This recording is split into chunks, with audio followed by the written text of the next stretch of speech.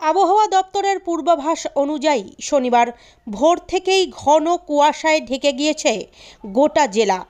বেলা যত বাড়ছে কুয়াশার দাপট ততই বাড়ছে। হাড় কাঁপানো কনকনে ঠান্ডায় জুবুথুবু জেলাবাসী।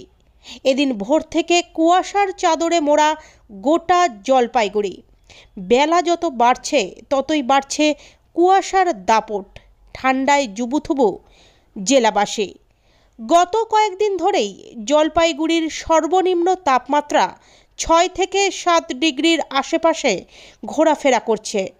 কয়েকদিন ধরেই সন্ধ্যার পর থেকে কুয়াশার দাপট ক্রমশ বৃদ্ধি পাচ্ছে। তবে বেলা যত বাড়ছে কুয়াশার দাপট আরও বৃদ্ধি পাচ্ছে।